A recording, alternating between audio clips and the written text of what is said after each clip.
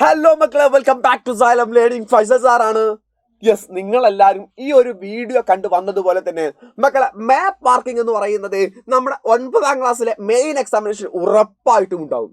ഒരു 4 മാർക്കിന്റെ ക്വസ്റ്റ്യൻ മാപ്പ് മാർക്കിംഗ് ആയിരിക്കും. പക്ഷെ പല ആളുകളും ഈ മാപ്പ് മാർക്ക് അങ്ങോട്ട് ഒഴിവാക്കി വിടും. കാരണം അത് മാർക്ക് ചെയ്യാന്ന് പറഞ്ഞാൽ ഭയങ്കര ടഫാ സാറേ, അത് എന്ത് ചെയ്യണം എന്നറിയില്ല എന്നൊക്കെ നിങ്ങൾ പറയും. ഒരു പണിയില്ലടാ, വളരെ ഈസിയാണ്. അതിലെ കുറച്ച് ഐഡിയാസ് ഞാൻ പറഞ്ഞുതരാം. ആ ഐഡിയാസ് നിങ്ങൾ കൃത്യമായിട്ട് ഫോളോ ചെയ്യുകയാണെങ്കിൽ, ഇന്നലെ ഈ ഒരു വീഡിയോ കാണുകയാണെങ്കിൽ പരീക്ഷയ്ക്ക് വരുന്ന 4 മാർക്കിന്റെ മാപ്പ് ഷുവർ, ഉറപ്പാ, ഒപ്പുണ്ടാവില്ലേ? സോ മക്കളെ, നമുക്ക് നോക്കാം. ഫസ്റ്റ് തന്നെ ഇങ്ങനെ ഒരു മാപ്പ് ആയിരിക്കും നിങ്ങൾക്ക് ഉണ്ടായിരിക്കുക, അല്ലാതെ ഒന്നും മാർക്ക് ചെയ്തിട്ടൊന്നും തന്നിട്ടുണ്ടായിരിക്കില്ല. ഇവിടെ നിങ്ങൾക്ക് എന്ത് ചെയ്യുന്നു, നമ്മുടെ northern mountain region, north Indian plain, northern peninsular plateau, Indian desert, coastal plain, islands, നമുക്ക് ഒരുപാട് കാര്യങ്ങൾ തന്നിട്ടുണ്ട്. ഉത്തരപർവ്വത മേഖല, ഉത്തരേന്ത്യൻ സമതലം, ഉപദ്വീപീയ പീഠഭൂമി, ഇന്ത്യൻ മരുഭൂമി, തീരസമതലങ്ങൾ, ദ്വീപ്. ഇത് ചോദിക്കാൻ സാധ്യത കുറവുള്ള ഒരു മാപ്പാണ്. എന്നിരുന്നാലും ഞാൻ ജസ്റ്റ് കാണിച്ചു തരാം. ഉത്തരപർവ്വത മേഖല അഥവാ നോർത്തേൺ മൗണ്ടൻ റീജിയൻ ചോദിച്ചാൽ ഇതാ ഇവിടെ ഇങ്ങനെ, ഇത്രയൊന്നും വലുപ്പം വേണ്ട കേട്ടോ. ഇവിടെ ജസ്റ്റ് എന്ത് ചെയ്താൽ ഇങ്ങനെ ഒരു വട്ടം ഇട്ട് വെച്ചാൽ മതി. ഇതാണ് നോർത്തേൺ മൗണ്ടൻ റീജിയൻ അഥവാ ഉത്തരപർവ്വത മേഖല എന്ന് പറയുന്നത്. അതേസമയം അത് കഴിഞ്ഞാൽ നോർത്ത് ഇന്ത്യൻ പ്ലെയിൻ എന്ന് പറഞ്ഞാൽ അതിന്റെ നേരെ താഴെ കിടക്കുന്ന ഈ ഒരു ഭാഗമാണ് നോർത്ത് ഇന്ത്യൻ പ്ലെയിൻ എന്ന് പറയുന്നത്. രണ്ടാമതായിട്ട് ഞാൻ മാർക്ക് ചെയ്ത് ഇത് 1, ഇത് 2.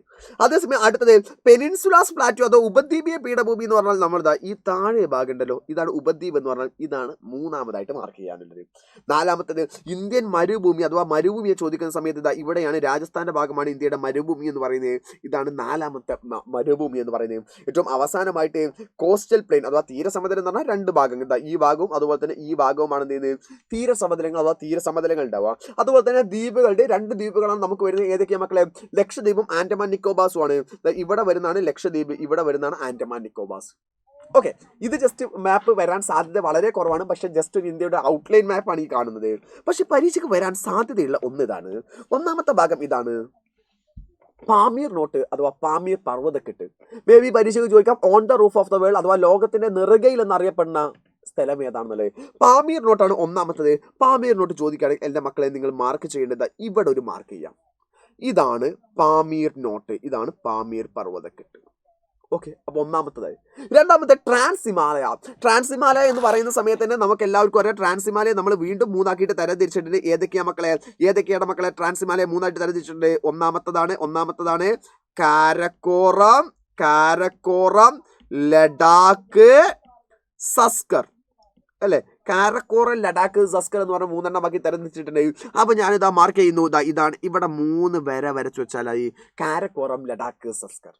അവിടെ 3 വര, ഇന്ത്യക്ക് മുകളിലെ 3 വരകളായിട്ട് വരക്കുന്നു. ആ 3 വരകൾ വെച്ചാൽ മുകളിലെ കാരക്കോറ, 2ാമത്തെ ലഡാക്ക്, 3ാമത്തെ സസ്കർ. അടുത്തതാണ് ഹിമാലയ. ഹിമാലയത്തിലേക്ക് വരുന്ന സമയത്ത് നമുക്ക് ഇവിടെയും അറിയാം, ഇവയും 3ആക്കിയിട്ട് തരംതിരിച്ചിട്ടുണ്ട്.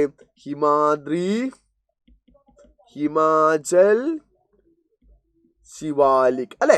3എണ്ണമാക്കിയിട്ട് തരംതിരിച്ചിട്ടുണ്ട്. അതിനെ നമ്മൾ എന്ത് ചെയ്തു, മാർക്ക് ചെയ്തു. അതിനെ മാർക്ക് ചെയ്യേണ്ടത് ഇങ്ങനെയാണ്. ഇവിടുന്ന് നേരെ തുടങ്ങിയിട്ട് ഇങ്ങനെ ഇങ്ങോട്ട് 3 വരകൾ വരയ്ക്കുക. ഇവിടെയും 3 വരകളാ. 3 വരകൾ വരച്ച ഇതായി ഹിമാദ്രി, ഹിമാചൽ, ശിവാലിക്കായി. പിന്നെ ഈസ്റ്റേൺ ഹിൽസ് അഥവാ കിഴക്കൻ കുന്നുകളിലേക്ക് വരുന്ന സമയത്ത് നാഗ ഹിൽസ്, മീസോ ഹിൽസ്, പാറ്റൈബം തുടങ്ങിയിട്ടുള്ളവയെല്ലാം ഉണ്ട്. അവ മാർക്ക് ചെയ്യാൻ വേണ്ടിയിട്ട് ഇവിടെ 3 വരകൾ ഇങ്ങനെ വരച്ചു വെച്ചാൽ മതി. എല്ലായിടത്തും 3 വരകളാണ് ഇവിടെ വരയ്ക്കാനുള്ളത്. സോ നമ്മൾ എന്ത് ചെയ്യും, ഇതിൽ ഏതെങ്കിലും ഒന്ന് വരാൻ സാധ്യതയുണ്ട്. ട്രാൻസ് ഹിമാലയോ കിഴക്കൻ മലനിരകളോ പരീക്ഷയ്ക്ക് എന്താണുള്ളത് വരാൻ സാധ്യതയുണ്ട്. സോ അത് കൃത്യമായിട്ട് അതിലെന്ത് ചെയ്യണം, നിങ്ങൾ പഠിച്ചിട്ട് പോകണം.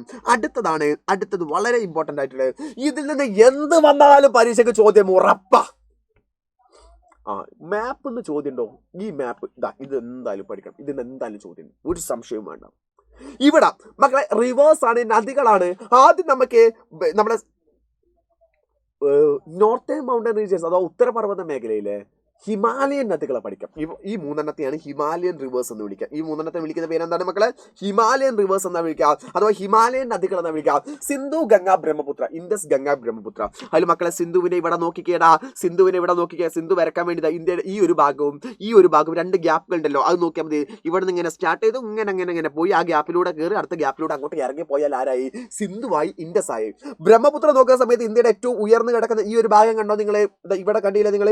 ഇവിടെ കാണണം, ഇവിടെ കാണ്. ഇതാണ് ബ്രഹ്മപുത്ര. ഇങ്ങനെ മാർക്ക് ചെയ്തിട്ട് ഇങ്ങനെ പോകുന്നതിനെ വിളിക്കുന്ന പേരാണ് ബ്രഹ്മപുത്ര എന്ന് പറയുന്നത്. അതേസമയം ഗംഗ എന്ന് പറയുന്ന സമയത്ത് ഇന്ത്യയിൽ എന്ത് ചെയ്യുന്നു, ഇന്ത്യയിലൂടെ തന്നെ മുഴുവനായിട്ട് പോകുന്ന ഒരു നദിയാണ് ഗംഗ എന്ന് പറയുന്നത്. ഇന്ത്യയുടെ നടുഭാഗത്ത് ഒരു ഗംഗ, മലയാളത്തിലെ ഇതിൽ ഇങ്ങനെയല്ലേ ഗംഗ എന്ന് എഴുതുക, അല്ലെങ്കിൽ ഈ എന്ത് ചെയ്താൽ മതി, ഇവിടെ ഇട്ട് വെച്ചാൽ മതി. ഇവിടെ ഒരു ഗ എന്നിട്ട് വെച്ചാൽ ഏതായി മക്കളെ? ഗംഗയായി. അപ്പൊ സിന്ധുവായി, ഗംഗയായി, ബ്രഹ്മപുത്രയായി. ഇനി അടുത്തത് പെനിൻസുലാസ് റിവേഴ്സ്. ഉപദ്വീപീയ നദികൾ പ്രധാനമായിട്ടുള്ളത് 6 അതിന്റെ ഓർഡർ തന്നെ പഠിച്ചു വെക്കാം. മഹാനദി, ഗോദാവരി, കൃഷ്ണ, കാവേരി, നർമ്മദ, താപ്തി. പേരൊന്ന് പറഞ്ഞു നോക്കി, എല്ലാവരും പറഞ്ഞു നോക്കിയാൽ. മഹാനദി, ഗോദാവരി, കൃഷ്ണ, കാവേരി, നർമ്മദ, താപ്തി. മഹാനദി, ഗോദാവരി, കൃഷ്ണ, കാവേരി, നർമ്മദ, താപ്തി. എന്തിനാണെന്നറിയോ? ഓർഡറിൽ പഠിച്ചാൽ നിങ്ങൾക്ക് മാർക്ക് ചെയ്യാൻ സിമ്പിളാ. മഹാനദി കണ്ടോ, ആദ്യം ഇവിടെ മഹാനദി മാർക്ക് ചെയ്തു, അത് കഴിഞ്ഞിട്ട് ഗോദാവരി മാർക്ക് ചെയ്തു, അത് കഴിഞ്ഞിട്ട് കൃഷ്ണ മാർക്ക് ചെയ്തു. ഇവിടെ നോക്കണേ, ഈ പോയിന്റുകളൊക്കെ നോക്കണേ, ഈ പോയിന്റുകൾ നോക്കണേ. കൃഷ്ണയുടെ ഭാഗം എന്ന് പറഞ്ഞാൽ ഇവിടെയാണ് കൃഷ്ണ. കാവേരി ഇവിടെ മാർക്ക് ചെയ്തു, ഈ എൻഡിലേക്ക് കാവേരി മാർക്ക് ചെയ്തു. പിന്നെ നർമ്മദയും താപ്തിയുമാണ്. അത് മഹാനദിയുടെയും ഗോദാവരിയുടെയും ഇടയിലായിട്ട് നമുക്ക് നർമ്മദയും താപ്തിനെയും മാർക്ക് ചെയ്യാം. നർമ്മദയും താപ്തി ഇപ്പുറത്തെ സൈഡിലാണ്, മഹാനദി, ഗോദാവരി, കൃഷ്ണ, കാവേരി ഇപ്പുറത്തെ സൈഡിലാണ്. ഇതിന് നിങ്ങൾക്ക് ചെറിയ പ്രശ്നങ്ങൾ വരാം. ഇതെന്താണ് സാറേ, ഈ ഗോദാവരി ഇവിടേക്കായ പ്രശ്നമുണ്ടോ? വലിയ കുഴപ്പമില്ലടാ.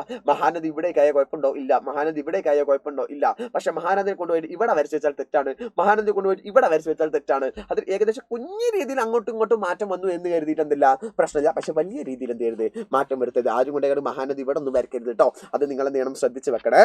ദെൻ അടുത്തത് കോസ്റ്റൽ പ്ലെയിൻ, തീരസമതലങ്ങൾ.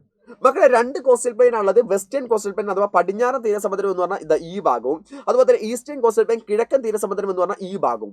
അതിൽ പടിഞ്ഞാറൻ തീരസമുദ്രം എന്ന് പറഞ്ഞാൽ വെസ്റ്റേൺ കോസ്റ്റൽ പ്ലെയിൻ നമുക്ക് 3 തരംതിരിക്കാൻ പറ്റും. Gujarat cost, Konkan cost, Malabar cost. Gujarat cost, Konkan cost, Malabar cost.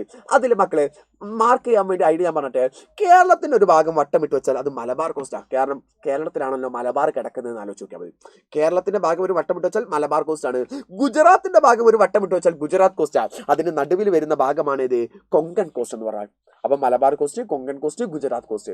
അതേസമയം നമ്മുടെ ഈസ്റ്റേൺ കോസ്റ്റൽ പ്ലെയിൻ കിഴക്കൻ തീര സമുദ്രത്തിലേക്ക് വരുന്ന സമയത്ത് അവിടെ 2 ഭാഗമാണ്. അതിന് ഈ ഒരു ഗ്യാപ്പ് എന്ത് ചെയ്താൽ മതി, ആലോചിച്ച് നോക്കിയാൽ മതി. ആ ഒരു ഗ്യാപ്പ് താഴെയുള്ളതാണ് കോറോമണ്ടൽ കോസ്റ്റ്. കോറോമണ്ടൽ കോസ്റ്റ്. രണ്ടാമത്താണ് മുകളിലുള്ളതാണ് നോർത്ത് സിർക്കാർ പ്ലെയിൻ അഥവാ വടക്ക് സിർക്കാർ തീരസമതലം. വടക്ക് സിർക്കാർ തീരസമതലം. സോ ഇത് കൃത്യമായിട്ട് എന്തെങ്കിലും പഠിച്ചു വെക്കണം. ഏറ്റവും അവസാനത്തെ ഒരു മാപ്പും കൂടെ ഞാൻ പറയാനുള്ളൂ. പെനിൻസുലാസ് പ്ലാറ്റു അതോ ഉപദ്വീപീയ പീഠഭൂമിയിലെ കൃത്യമായിട്ട് നോക്കി വെക്കണം മക്കളെ. ഇതിൽ ഒന്നാമത് ചോദിക്കാം പ്ലാറ്റൂസ് ആണ്, പീഠഭൂമികളാണ്. പീഠഭൂമികൾ മാർക്ക് ചെയ്യേണ്ടത് എങ്ങനെയാ വെച്ചാൽ, ആദ്യം തന്നെ നിങ്ങൾ ഡെക്കാൻ പ്ലാറ്റു ചോദിച്ചാൽ ഞാൻ ഇവിടെ ഈ റെഡ് കളറിൽ മാർക്ക് ചെയ്തിട്ട് ഇതാണ് ഡെക്കാൻ പ്ലാറ്റു. ഇതിന് നിങ്ങൾ ഇങ്ങനെ ഷെയ്ഡ് ചെയ്യേണ്ട ആവശ്യമില്ല. അവിടെ ഒരു ത്രികോണം വരച്ച് വെച്ചാൽ മതി. ഞാൻ ഈ വരച്ചതുപോലെ തന്നെ ഡെക്കാൻ പ്ലാറ്റു, ഡെക്കാൻ പീഠഭൂമി എന്ന് പറഞ്ഞാൽ അതാണ്. ചോട്ടാ നാഗ്പൂർ പ്ലാറ്റു ഇവിടെയാണ് ചോട്ടാ നാഗ്പൂർ പീഠഭൂമി. മാൽവ പ്ലാറ്റു ഇതാണ്, മാൽവ പീഠഭൂമി എന്ന് പറയുന്നത് ഇതാണ്. അതേസമയം റാൻ ഓഫ് കച്ചിനെ ആണെങ്കിൽ ഇവിടെ എന്ത് ചെയ്യുന്നു, റാൻ ഓഫ് കച്ചിനെയും നിങ്ങൾ മാർക്ക് ചെയ്ത് വെക്കാം. നമ്മളെ മാൽവ പ്ലാറ്റുവിന്റെ മാൽവ പീഠഭൂമിയുടെ നേരെ മുകളിലാണ് ആരവല്ലി ഉള്ളത്. ആരവല്ലിയാണ് രാജസ്ഥാനിലെ മഴയൊക്കെ കിട്ടാതിരിക്കാനുള്ള കാരണം. നമ്മൾ ആ പാഠം പഠിച്ച സമയത്ത് മരുഭൂമി പഠിച്ചില്ലേ, അത് പഠിക്കുന്ന സമയത്ത് അവിടെ പഠിക്കുന്നുണ്ട്. ഈ ആരവല്ലി എന്തെങ്കിലും പരീക്ഷയ്ക്ക് വരാൻ ഏറ്റവും കൂടുതൽ സാധ്യതയുണ്ട്. മാൽവയുടെയും ഡെക്കാന്റെയും ഇടയിലുള്ള 2 മൗണ്ടൻസ് ഉണ്ട്, 2 പർവ്വതങ്ങളുണ്ട്, വിന്ധ്യ, സത്പുര. അത് രണ്ടിന്റെ ഇടയിൽ എന്ത് ചെയ്താൽ 2 വര വരച്ചാൽ മതി. ഒന്ന് വിന്ധ്യയാണ്, 2 സത്പുരയാണ്. ഒന്ന് വിന്ധ്യയാണ്, 2 സത്പുരയാണ്. ഏറ്റവും അവസാനമായിട്ട് വെസ്റ്റേൺ ഭാഗം അഥവാ നമ്മൾ എന്ത് ചെയ്യുന്നു, പടിഞ്ഞാറൻ ഭാഗത്താണ് വെസ്റ്റേൺ ഗാട്സ്. അതെന്ത് ചെയ്യുന്നു, ഈ വെസ്റ്റേൺ ഗാട്സ് വരയ്ക്കുന്ന സമയത്ത് ശ്രദ്ധിക്കാം, അത് നമ്മുടെ ഈ തീരപ്രദേശം ഉണ്ടല്ലോ ഇതിനോട് അടുപ്പിച്ചിട്ട് വരയ്ക്കാം കേട്ടോ. കുറച്ച് ആ ഒരു ലൈനിനോട് അടുപ്പിച്ചിട്ട് വരയ്ക്കാം. അതേസമയം ഈസ്റ്റേൺ ഗാട്സ് പൂർവ്വഘട്ടം വരയ്ക്കുന്ന സമയത്ത് ഇവിടെ കുറച്ചൊരു ഗ്യാപ്പ് ഉണ്ടായിക്കോട്ടെ, കാരണം ഇവിടെ കുറച്ച് എന്താണ് ഗ്യാപ്പ് ഉണ്ട്, ഇവിടെ 2 പീസായിട്ടാണ് കിടക്കുന്നത് കേട്ടോ. സോ ഇത്രയും കാര്യങ്ങളാണ് നിങ്ങൾക്ക് പരീക്ഷയ്ക്ക് മാപ്പിൽ നിന്ന് ക്വസ്റ്റ്യൻ ചോദിക്കാൻ സാധ്യതയുള്ളത്. സോ മാപ്പ് കളയാൻ പാടുണ്ടോ സാറേ? മാപ്പ് കളയാൻ പാടുണ്ടോ സാറേ? ഉറപ്പിച്ചോ. കച്ച് നാളത്തെ ക്വസ്റ്റ്യൻ പേപ്പറിൽ കാണും കേട്ടോ. നാളെ മറ്റന്നാളത്തെ ക്വസ്റ്റ്യൻ പേപ്പറിൽ കേട്ടോ. ഉറപ്പിച്ചോ, കച്ച് വരും. കച്ച് വന്നിട്ടില്ലെങ്കിൽ നമ്മുടെ അമീൻ സാറിന്റെ താടി ഷേവ് ചെയ്യുന്നതാണ് മക്കളെ. സോ നന്നായിട്ട് പഠിക്കുക. നിങ്ങൾക്ക് ഇങ്ങനത്തെ വീഡിയോസ് ഒക്കെ ആയിട്ട് വരികയാണ് മക്കളെ. ആദ്യമായിട്ടാണ് ഈ ചാനൽ വരുന്നെങ്കിൽ ഒന്ന് സബ്സ്ക്രൈബ് ചെയ്യുക. ഈ വീഡിയോ ഇഷ്ടപ്പെട്ട നിങ്ങളെ ഫ്രണ്ട്സിന് ഷെയർ ചെയ്ത് കൊടുക്കുക. കുറേ ആൾക്കാർക്ക് മാപ്പ് പ്രശ്നം ഉണ്ടായിരുന്നു, അവർക്കൊക്കെ ഇപ്പൊ തന്നെ എന്ത് ചെയ്യുക, ഷെയർ ചെയ്ത് കൊടുക്കുക. സോ ഇതേപോലെ വീഡിയോസ് ആയിട്ട് ഞങ്ങൾ ഇനി വരുന്നതാണ്. കൂടാതെ ഒരു കാര്യം കൂടെ മക്കളെ, ഇത് മാപ്പേ പഠിച്ചിട്ടുള്ളൂ. ഈ മാപ്പിൽ നിന്ന് ഓരോ പ്രാവശ്യം വരുന്ന ക്വസ്റ്റ്യൻസുകൾ ഏതൊക്കെയെന്നല്ലേ, ഇപ്പൊ നമ്മുടെ സമഗ്രയിലൊക്കെ ക്വസ്റ്റ്യൻ പേപ്പേഴ്സ് കളിച്ചിട്ടുണ്ട്. ആ ക്വസ്റ്റ്യൻ പേപ്പർ വെച്ചിട്ട് ഏതൊക്കെയാ മാപ്പുകൾ വരെ തുടങ്ങിയിട്ടുള്ള കാര്യങ്ങളെല്ലാം നമ്മുടെ മാരത്തോണുകൾ നമ്മൾ ഡിസ്കസ് ചെയ്യുന്നതാണ്. ബയോളജിയിൽ വന്ന ക്വസ്റ്റ്യൻസ് മൊത്തം സമഗ്രത്തെ ക്വസ്റ്റ്യൻ പേപ്പർ ആണ്. അത് എവിടുന്നാ വന്നതെന്നല്ലേ, അത് നമ്മൾ എന്ത് ചെയ്യുന്നതാണ്, മാരത്തോണിൽ എടുക്കുന്നതാണ്. മാരത്തോൺ മറക്കണ്ട, ഇങ്ങോട്ടേക്ക് പോര്, നമ്മൾ അടിപൊളിയാക്കി മാറ്റും. ഞായറാഴ്ച രാത്രി ഇങ്ങോട്ട് പോര്, സെറ്റാക്കി മാറ്റണം. സോ നമുക്ക് കാണാം. നന്ദി, നമസ്കാരം, ബൈ.